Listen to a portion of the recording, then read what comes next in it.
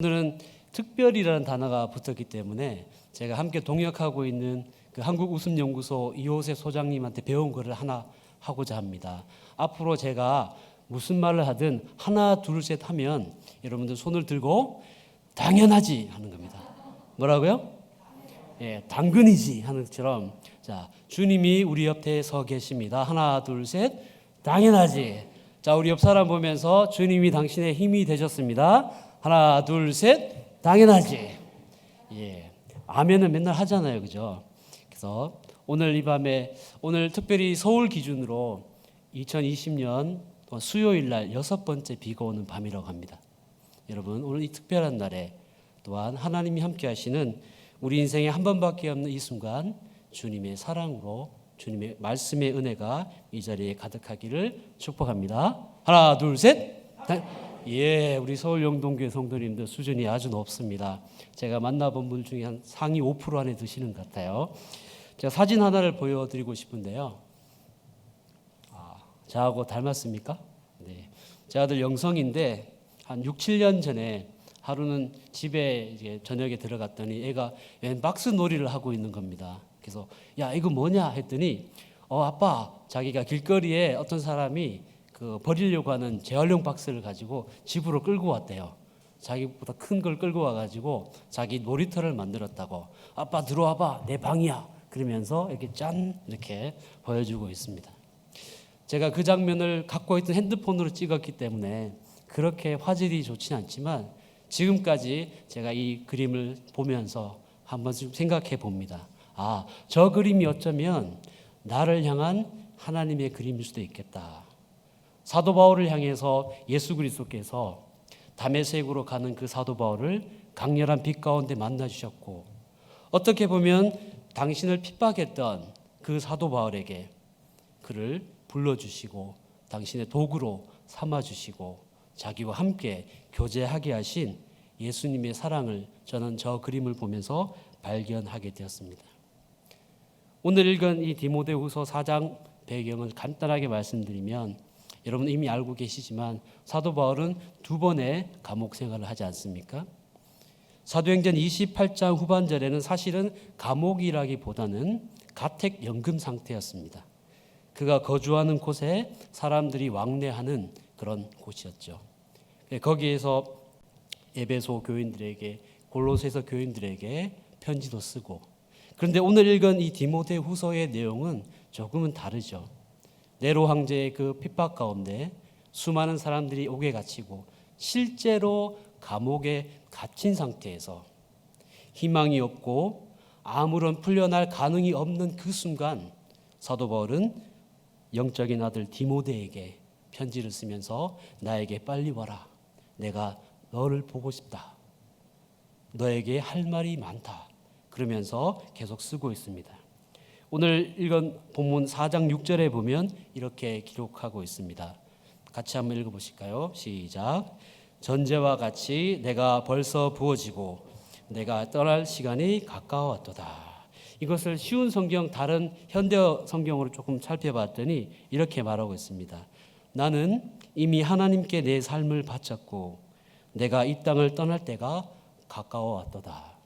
이제 마지막 임종의 순간, 순교의 순간을 바라보면서 사도 바울은 그 영적 아들 디모데에게 이런 가르침을 주고 있습니다. 최근에 오늘 이 귀한 시간을 준비하면서 읽은 책이 하나 있는데요. 그 역사의 쓸모라는 책, 최태성 씨가 쓴 책 내용에 이런 글귀가 있었습니다.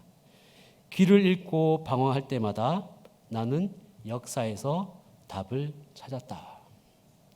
요즘 코로나19로 또 여러 사태 가운데 답답한 상황, 사실 제가 이 자리에서조차 코로나라는 단어를 언급하고 싶지는 않습니다. 선교사님 모임을 가도 사역자 모임을 가도 온통 다들 이 코로나는 안 끝나, 이대로 계속 갈 거야.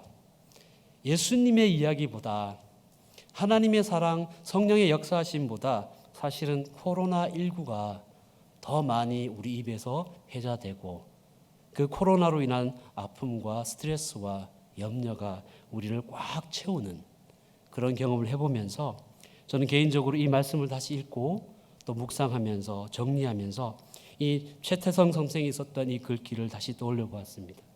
길을 잃고 방황할 때마다 나는 말씀에서 답을 찾았다. 하나, 둘, 셋. 아직 안 까먹으셨네요.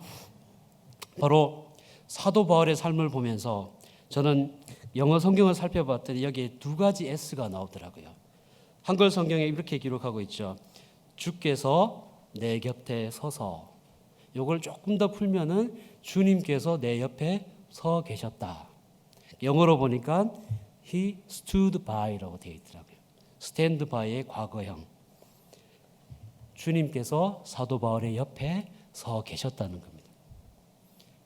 풀려나지 않는 상황 가운데 로마의 감옥 가운데 있던 그에게 그가 마지막 인생을 정리하면서 그의 영적인 아들 디모데에게 하고 싶었던 말의 첫 번째 키워드는 저는 오늘 주님이 내 옆에 서 계셨다.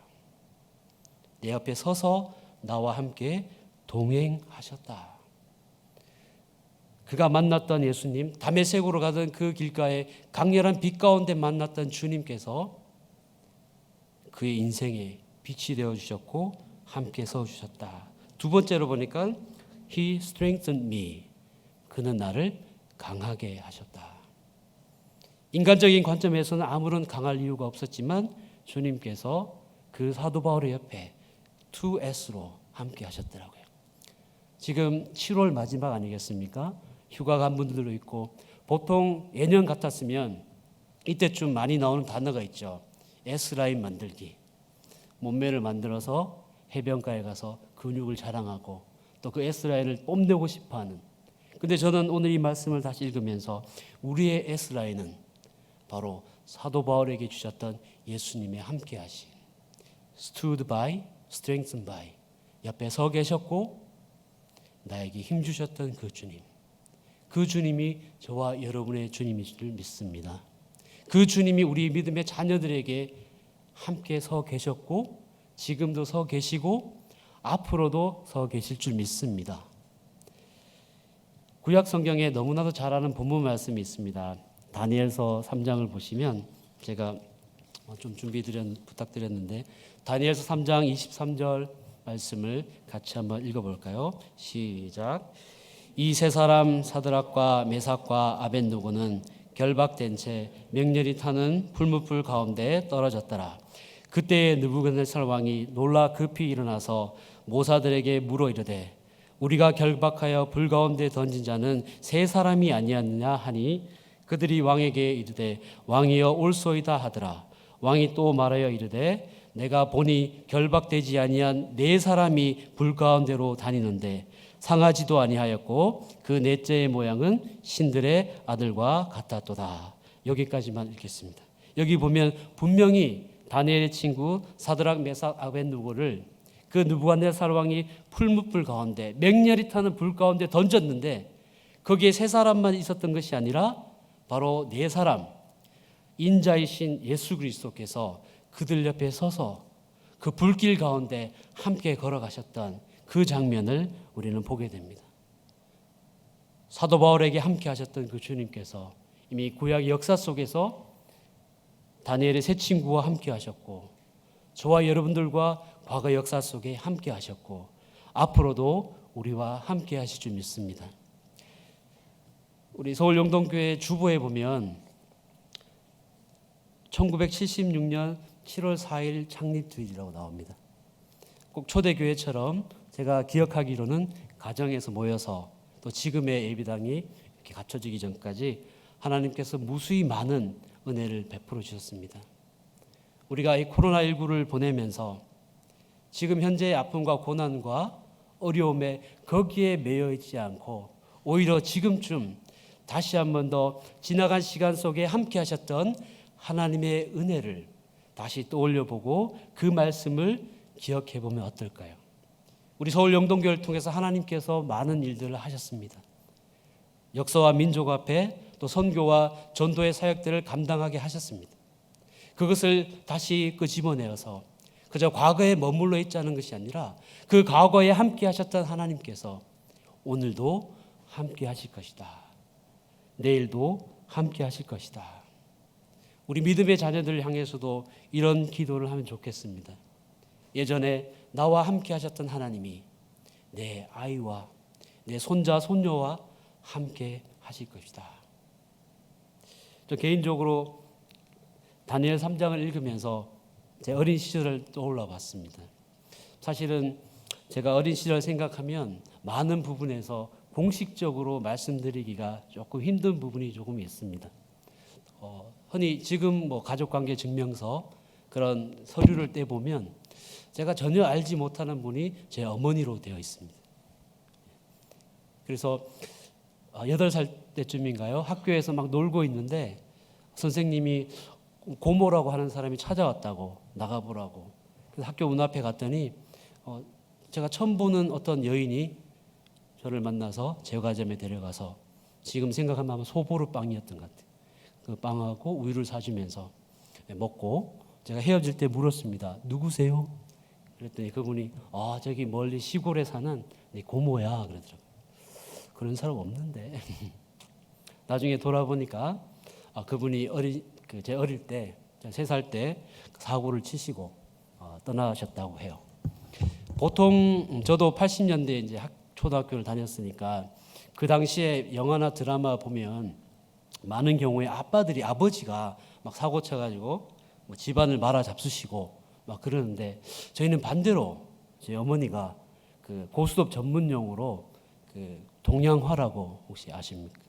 이렇게 고스톱 동양화 거기에 심취하셔가지고 집안을 풍지박살 내고 제가 제 삶을 인지하기 어려웠던 3살쯤에 호련히 그녀는 떠나갔습니다.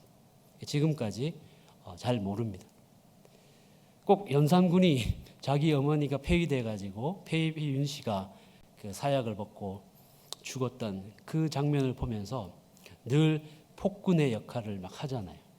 저도 제가 지금 10대들의 친구라는 작은 선교 단체를 섬기면서 늘 10대 때 저의 생각을 해보면 늘 그것이 저에게는 제 방황에 제 잘못에 합리화를 가져다 주었습니다. 그래서 오늘 이 불같은 그런 어려운 상황 속에 제가 뛰어들기도 하고 한 번은 그냥 더 살고 싶지 않아 가지고 너무 어려우니까 배고프고 단돈 50원이 없어 가지고 스낵 하나 먹기 힘든 그런 상황에 육교에 올라갔더니 제가 고소공포증이 있더라고요. 올라갔더니 어지러워 가지고 못 뛰겠다 내려오고 또 강가에 갔는데 그때 당시에 물이 차가웠어요. 물이 차가워서 못 들어가고 그래서 안 되겠다 지나가는 그 도로에 뛰어들었는데 참 안타깝게도 오토바이 탄 아저씨가 저를 피하려다가 넘어져가지고 괜히 병원비만 물어주고 제가 3번의 시도 끝에 포기했었습니다. 그냥 살자. 죽을 거면 그냥 살자. 근데 성경을 읽으면서 제가 시편 23편도 읽고 예수님을 믿고 난 다음에 창세기부터 계시록까지 다 통독을 했는데 시편 23편에 여호와는 나의 목자시니 내게 부족함이 없으리로다가 동의가 안 되는 겁니다.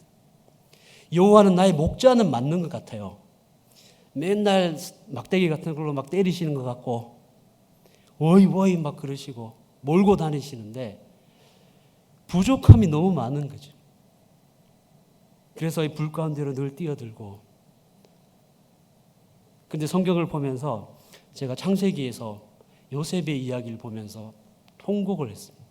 그가 17살 때 하나님이 주신 꿈을 발견하고 이렇게 살아가다가 형들이 팔아서 이집트로 종노릇하고 그 과정 속에서 드디어 하나님이 그를 구원의 도구로 사용하지 않습니까? 그래서 제가 처음에 예수님을 만나고 이름을 요셉, 김요셉이라고 바꾸고 싶다. 내가 17살 때 예수님을 만나고 그 순간에 이런 고백을 해보았습니다. 오늘 사드락과 메삭과 아벳느고 이 세 친구의 옆에 서 계셨던 예수님께서 제 삶 옆에 함께 계셨구나. 인간적인 관점에서 보면 문 열면 그 재래식 푸세식 화장실 그 냄새가 그대로 나오는 수많은 벌레들이 우글거리는 그런 지하 공간에서 늘 지낼 수밖에 없었는데 그런 또래들하고 지내면서 또 마침 제가 지냈던 곳이 야구장하고 가까웠어요. 그러면 신문 보급소 가가지고 신문을 들고 신문도 팔고 그러면서 그런 친구들과 보내면서 그냥 이렇게 사는 게 내 삶의 전문가 보다라고 생각을 했더랬습니다. 근데 그런 순간에 주님께서 제 곁에 서 계셨던 작은 흔적들이, 스토리들이 나오기 시작했습니다. 제가 11살 때 그 야구장 앞에서 이렇게 신문을 팔고 이렇게 일하고 있는데 저기 걸어서 한 20분 가는 거리에 교회 장로님이 한여름이었어요. 그 스크류바 혹시 아시죠? 아이스크림. 그 아이스크림을 사가지고 저희 친구들 한 4-5명에게 이렇게 주면서 야, 내일 주일인데 저기 교회에 한번 와볼래? 그러더라고요. 그래서 저는 공짜로 주니까 그냥 받아 먹고 안 가야지, 도망가야지 그렇게 했는데 하필 그날 먹었던 아이스크림이 스크류바였어요. 빅 꼬였네 롯데 스크류바. 그게 제 속을 약간 이렇게 꼬이게 하면서 다음날 눈 떴는데 교회를 안 가면 왠지 천둥번개가 칠 것 같았어요. 그래서 제가 같이 지내고 있던 동생들 한 3-4명을 데리고 같이 교회를 갔습니다. 갔더니 한 500명 정도 되는 그 본당에 유초등부 아이들이 꽉 차가지고 예배를 드리고 노래를 하더라고요. 교회 가니까 노래하니까 좋더라고요. 노래하고 근데 그 당시만 해도 처음 교회 가면 선물을 주었습니다. 노트하고 연필. 그 선물을 주길래 잘 됐다. 이거 나중에 문구점 가서 팔아야지. 그런 생각하고 있는데 갑자기 한 3분 후쯤에 그 사회자분이 갑자기 김규일 학생 앞으로 나오세요 그러는 거예요. 왜 부르지? 팔아먹게 생각이 들켰나? 나왔는데 갑자기 전도상이라고 하면서 교회 처음 오면서 자기 동네 친구들 3명 데리고 왔다고. 그 교회 창립 역사상 한 40-50년 만에 하면 처음 있는 일이라고 전도상이라고 그렇게 주시더라고요. 그래서 이것도 팔아먹어야지 이런 생각으로 딱 마쳤는데 나중에 알고 보니까 저를 전도하려고 했던 저희 친구들을 전도하려고 했던 그 장로님의 계략이었습니다. 전도상 없더라고요. 저희를 전도하려고 상품도 만들고 스크류바부터 시작해가지고 교회에서는 공부 못하는 학생들을 위해서 장학금도 준대요. 거꾸로 장학금이라고. 받아도 되나? 받고. 그러면서 서서히 그분이 제 삶에 개입을 하시더라고요. 그분과 시간을 보내면서 몇 달에 한 번씩 교회 나가고 그러다가 어느 순간에 제가 그런 마음이 들었습니다. 저 사람이 믿는 예수라면 나도 믿어도 손해볼 건 없겠다. 교회 한번 나가볼까? 저 사람이 믿는 예수라면 나도 뭔가 기댈 수 있는 그런 늘 마음이 허전하고 밤에 잘 때 늘 쓸쓸하고 또 외롭고 늘 우울했던 저였기에 그 사람이 믿는 예수라면 나도 한 번 정도는 믿어도 되겠다라는 생각이 들었습니다. 그래서 이제 중등부도 나가게 되고 노래를 좀 좋아해가지고 그 발표회 하는 것도 막 참석하고 하는데 어느 날 17살 겨울이었어요. 그 교회에서 이렇게 음악회 준비를 하고 있는데 관리 집사님이 저를 부르면서 저를 꼭 안아주시더라고요. 분명히 남자 집사님이셨는데 왜 이러지? 막 이렇게 어색한 마음에 있는데 저한테 하시는 말씀이 그 장로님이 어제 출근길에 그 자동차를 운전하려고 서 있는데 어떤 사람이 만취 한 운전자가 그 장로님 차를 그대로 정면 추돌해가지고 그분이 돌아가셨다라는 겁니다. 믿기지가 않았습니다.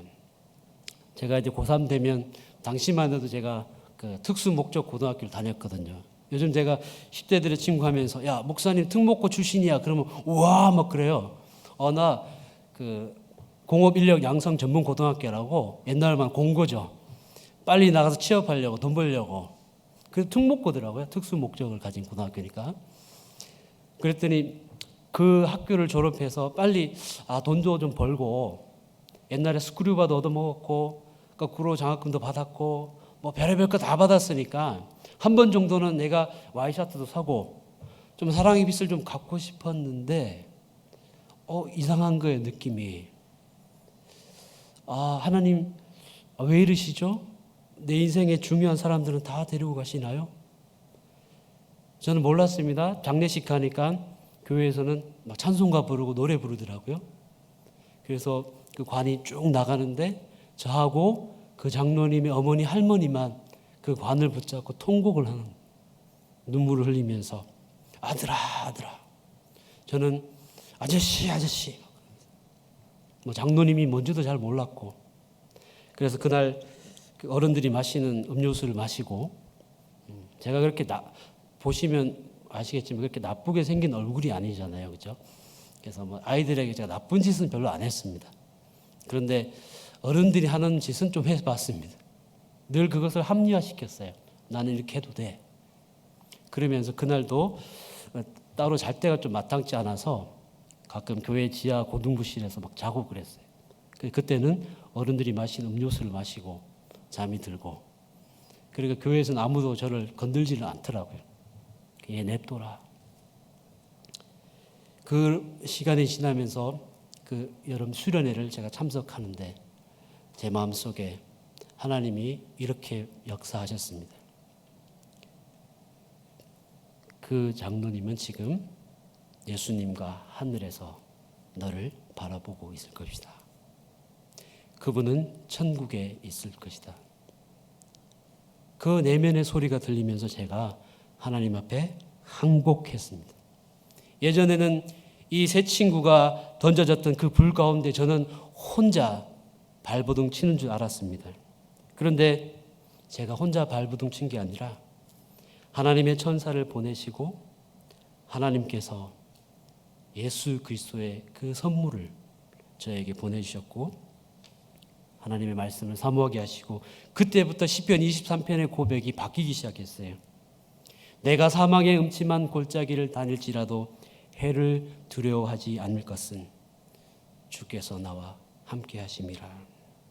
그분이 나에게 새 힘을 주시고 내 옆에 서 계셨다는 것. 저는 안 서 계신 줄 알았는데 오늘 이 사도 바울의 말씀을 다시 읽으면서 주께서 사도 바울에게 하셨듯이 제 모든 삶 가운데 제 옆에 함께 서 계셨던 주님을 고백하고, 그 뒤로부터 제가 부족하지만 10대 청소년들과 또 20대 청년들을 위해서 한번 살아보자 라는 마음으로 지금까지 오게 되었습니다. 처음에는 제가 해외 선교에 속된 말로 미쳐 있었습니다. 그래서 95년부터 아프리카, 소말리아, 인도 이렇게 제3세계를 다니다가 최근에는 국내에서 본부를 하고 또 제가 이해하는 범위에서 그런 아이들, 위기 청소년들, 또 도움이 필요한 친구들, 그런 친구들 위해서 바로 주님이 사도 바울과 함께 하셨던 것처럼 나와 함께 하셨고 너희들과도 함께 하실 것이다. 그리고 열심히 공부하고 미래를 준비하는 친구들에게 이렇게 말합니다. 내가 가진 재능으로 너희 후배들을 키워라. 너희 후배들에게 본이 되어라. 그렇게 말해주고 있습니다. 사랑하는 성도 여러분, 오늘 저와 여러분들은 이 말씀에 잇대어 기도할 수 있는 값진 시간을 가지고 있습니다. 지난 시간 동안 여러분들의 삶 가운데 여러분의 옆에 서 계셨던 예수님, 여러분에게 힘을 주셨던 그 예수님에 대해서 오늘 다시 한 번 더 묵상하면서 그 힘이 오늘도 살게 하고 내일도 살게 하게 될 줄 믿으시기를 바랍니다. 하나, 둘, 셋. 예. 역시 상위 5% 맞으시네요. 아까도 말씀드렸지만 제가 너무 사랑하고 좋아하는 우리 서울 영동교회 1976년도부터 여러 모양 형태로 하나님께서 예수님, 성령님과 우리 곁에 서 계셨습니다. 그 모습처럼 앞으로도 우리 옆에 서 계실 것이고 우리에게 힘을 주시고 우리와 동행하실 줄 믿습니다. 출애굽기 34장 4절 6절에 보니까 이렇게 기록하고 있는데요. 우리 같이 한번 읽겠습니다. 시작. 모세가 돌판 둘을 처음과 같이 깎아 만들고 아침에 일찍이 일어나 그 두 돌판을 손에 들고 여호와의 명령대로 시내산에 올라가니 여호와께서 구름 가운데 강림하사 그와 함께 거기 서서 여호와의 이름을 선포하실세 여호와께서 그의 앞으로 지나시며 선포하시되 여호와라 여호와라 자비롭고 은혜롭고 노하기를 더디하고 인자와 진실이 많은 하나님이라. 아멘. 여호와께서 당신의 말씀을 주실 때 바로 모세와 함께 서서 그에게 말씀을 주시고 그 말씀대로 이스라엘 백성들이 광야에서 살아갈 수 있도록 인도하셨다고 말하고 있습니다. 자, 조금 건너뛰어서 로마서 5장 말씀을 한번 읽어보겠으면 좋겠습니다. 로마서 5장 5절 소망이 시작. 소망이 우리를 부끄럽게 하지 아니함은 우리에게 주신 성령으로 말미암아 하나님의 사랑이 우리의 마음에 부은 바 됨이니. 여기에 성령으로 말미암아 하나님의 사랑이 우리에게 부은 바 되었다고 했습니다. 제가 아까 2S를 말씀드렸죠. Stand by, strengthen me. 서 계시고 힘주신 주님께서 제가 창세기부터 계시록까지 통독하면서 다른 3S를 발견했습니다. 미국을 보호하는 펜타곤처럼 5가지 S가 있더라고요. 너무 쉬워서 실망하시기 마시기 바랍니다. 창세기에 보니까 하나님은 시편 23편에 나의 목자시다. 목자란 단어를 영어 성경에 보니까 shepherd라고 되어 있더라고요. shepherd. 그리고 예수님이 신약 성경에서 우리에게 주신 선물은 그분은 구세주. 예수님은 Savior. 바로 구세주시더라고요. 목자이신 하나님, 성부 하나님, 그리고 우리의 영혼과 영원한 생명을 구원하게 하신 예수 그리스도. Jesus is my Savior. 그 다음에 S 이제 딱 이미 아신다는 표정이네요. Spirit of God. 보혜사 성령님.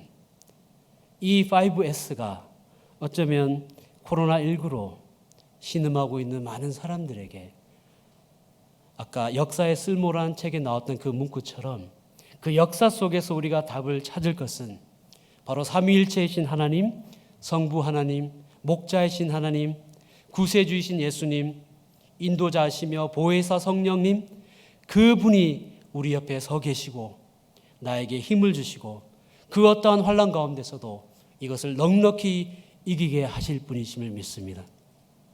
그분이 당신의 주님이시고 그분이 나의 주님이십니다. 우리 옆 사람 보면서 이렇게 한번 축복할까요? 그분이 당신의 주님이십니다. 하나, 둘, 셋. 당연하지. 자, 우리 모두를 보면서 그분이 우리의 주님이십니다. 하나, 둘, 셋. 당연하지. 제가 너무 당연하지를 남발합니까? 네. 특별히니까요. 오늘만 봐주시기 바랍니다. 제가 그 아프리카 마사이 케냐에서 사역을 할 때 사실은 뭐 우리나라는 좀 많이 좋아졌지만 옛날에 좀 사기치는 사람이 좀 많았잖아요. 근데 거기는 특별히 기름을 팔 때 그 기름과 물을 섞어 파는 경우가 참 많아요. 그게 안 보이니까. 근데 특히 광야를 가다 보면 좀 위험하긴 해요. 아니나 다를까 한 번은 주유를 하고 출발을 했는데 갑자기 중간에 차가 멈춘 겁니다. 덜덜덜덜 하더니 멈춰버린 거예요. 뭐지? 큰일이다. 그놈이 물을 섞었구나. 다 알아차린 거예요. 그래서 막 빨대 넣어가지고 물 빼고 이렇게 안 되는 거예요.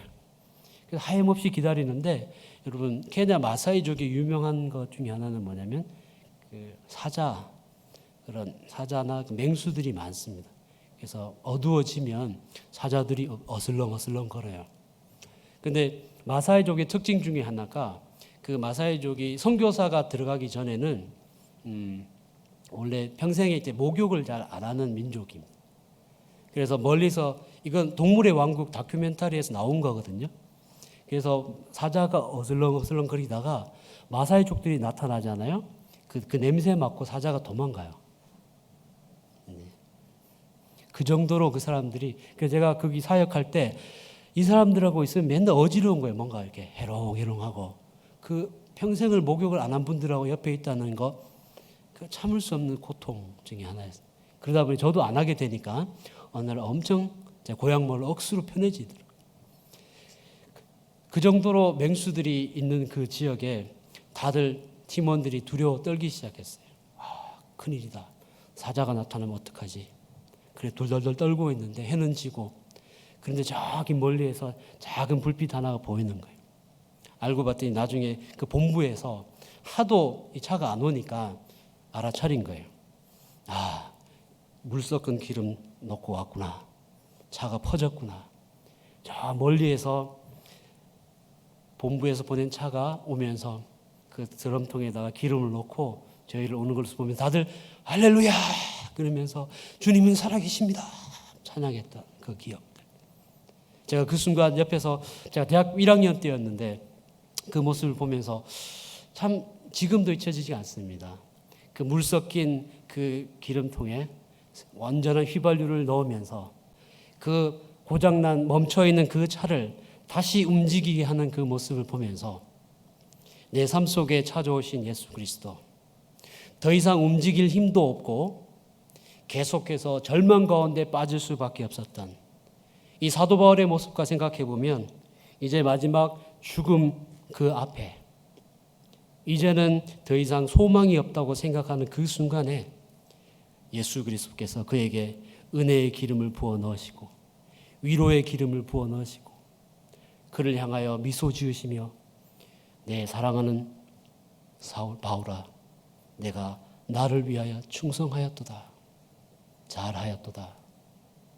그렇게 격려하시는, 우리를 향하여 환하게 웃어주시는 그 예수 그리스도, 우리에게 힘주시는 그 주님, 그 주님이 오늘 이 밤에도 저와 여러분에게 힘을 주시고, 특별히 나의 입술을 통해서 기도하는 그 대상에게, 여러분에게 자녀가 있으십니까? 여러분에게 배우자가 있으십니까? 또 우리 구역 교회 그 동료들, 또 우리가 기도해야 할 선교사님들, 또 내 관심이 필요한 이 어려운 시대를 보내고 있는 우리 믿음의 동료들에게 바울에게 하셨듯이 나에게도 하시고 그 사람들에게도 함께 하여 주시옵소서. 기도할 수 있는 밤이 되기를 예수님의 이름으로 축복드립니다. 제가 마지막으로 그 짧은 동영상 하나를 보여드리고 싶은데요. 어린아이가 엄마의 표정을 보면서 그 앞에 있는 이건 보셔야 되니까 제가 더 말을 많이 하면 안 돼서 그 두려움을 회복하는 장면이 나오는데 잠깐만 한번 보겠습니다. 시각벼랑의 한음이 도전. 맞은편에 엄마를 바라보는 한음이. 이때 웃음기 없는 표정으로 한음이를 바라보는 엄마. 몇 걸음 채 가지 못했는데 자신의 키보다도 높아 보이는 낭떠러지에 깜짝 놀란 모습. 어쩔 줄 모르는 한음이 엄마에게 간절한 눈빛을 보내지만 되돌아오는 것은 엄마의 싸늘한 표정뿐. 무심한 엄마의 행동에 결국 시각벼랑을 건너지 못하고 제자리로 다시 돌아갔다. 연우에 이어 한음이 역시 시각벼랑을 건너지 못하고 포기. 아이들은 무표정한 엄마의 얼굴을 보는 즉시 제자리로 돌아갔다. 심리학적으로는 거울 이미지 효과라고도 하고요. 부모의 그런 부정적인 감정이나 태도가 아이들한테 결국엔 대물림되고 전달될 수도 있는 그런 효과를 가진다고 보시면 될 것 같아요. 그렇다면 반대로 엄마가 편안하게 웃는 표정을 짓는다면 아이들은 어떨까? 조금 전 실험과는 달리 한박 웃음을 짓고 있는 엄마. 엄마의 행복한 미소를 보자 덩달아 기분이 좋아진 연우. 그러나 이때 연우의 눈앞에 보인 것은 시각벼랑을 건너기 전 물끄러미 엄마의 얼굴을 바라보는데 엄마의 환한 표정을 확인하자마자 거침없이 앞으로 돌진하는 연우. 야, 이거 감동적이다. 미소 짓고 있는 엄마를 보자 한 채 망설임도 없이 그대로 직진. 엄마의 웃음 덕에 무서웠던 시각벼랑을 용감하게 통과. 엄마의 표정 변화로 확실하게 알 수 있었던 연우의 달라진 반응.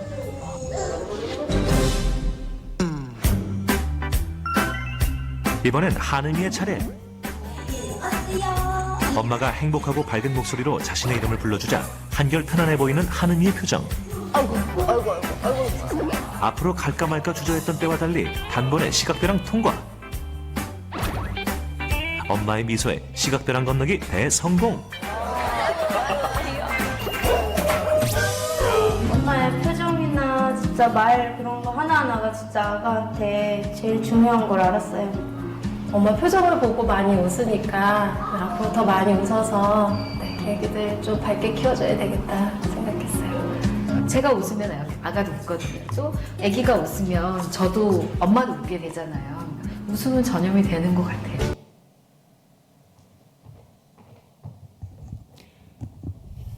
우후 막 그러죠.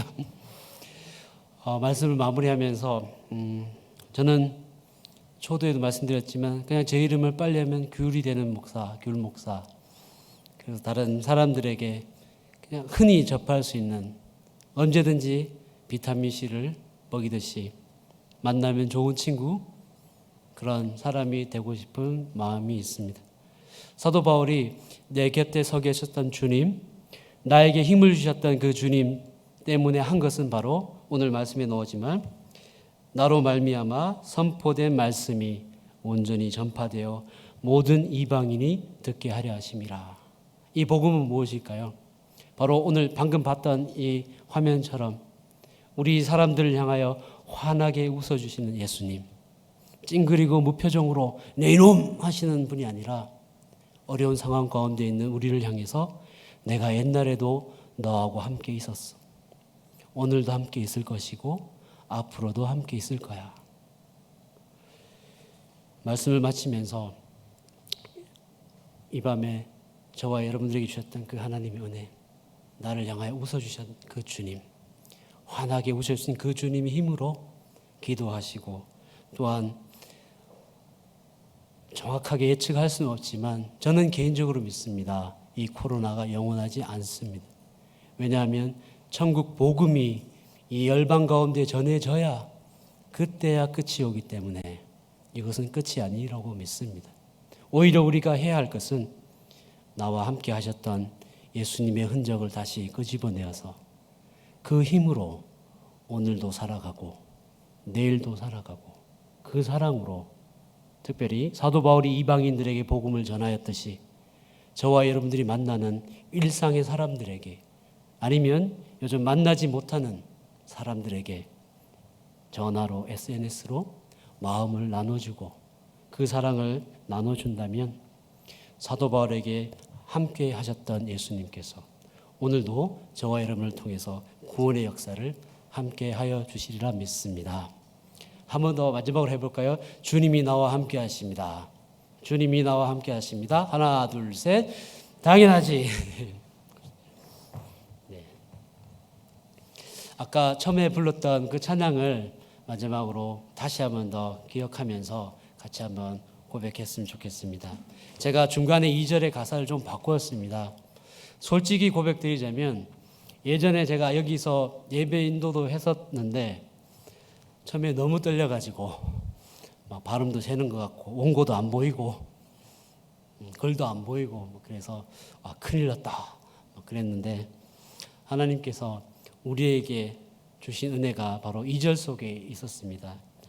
날마다 주님 내 곁에 서서 주님께서 내 곁에 서서 힘주시네 위로함 주네. 우리 말씀을 마치면서 같이 한번 찬양했으면 좋겠습니다.